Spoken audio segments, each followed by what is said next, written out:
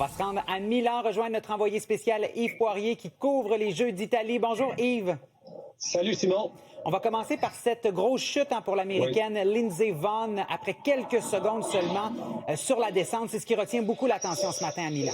Alors, je te dirais que c'est la nouvelle de l'heure en ce moment dans le cadre de ces Jeux olympiques d'hiver. Milan-Cortina. C'est une violente chute effectivement qui s'est produite sur la piste à Cortina après seulement 13 secondes de descente. Et Lindsey Vonn a percuté ce qu'on appelle une porte de plein fouet. Elle ne s'est jamais relevée toute seule. Elle est restée donc allongée sur la neige jusqu'à temps que les secouristes interviennent. Elle semblait souffrir vraiment énormément. Elle a même été évacuée donc sur civière par hélicoptère. La question, Simon, est-ce que Lindsey Vonn, cette superstar de la descente alpine américaine, a pris des risques parce que il y a à peine une semaine, à Crans-Montana, elle avait été victime d'une blessure au genou? Bref, c'est la fin de l'aventure olympique pour Lindsey Vonn, 41 ans. Quand même, il s'agissait d'une 5e participation à des Jeux olympiques. Elle a récolté dans le passé 3 médailles olympiques, 84 victoires en Coupe du Monde. Alors voilà pour cette nouvelle qui retient l'attention ici en Italie. Il y a beaucoup de Québécois à Milan qui souhaitent vivre l'expérience olympique. Oui, j'ai rencontré les parents, notamment de la patineuse artistique Marjorie Lajoie. Julie Carignan, c'est sa mère. Jean-Benoît Lajoie, son père. Tu vas les voir, Simon. Ils déploient comme ça le drapeau du Canada, le drapeau du Québec, le temps de prendre une photo.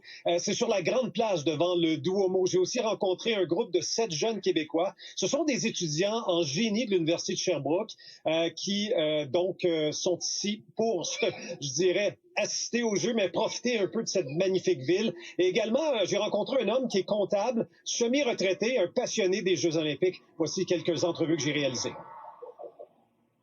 Ouf, c'est magique. C'est vraiment excitant, surtout qu'à Pékin, on n'avait pas pu être là sur place. Donc là, de le vivre vraiment, on savoure chaque moment. On fait présentement un échange en France.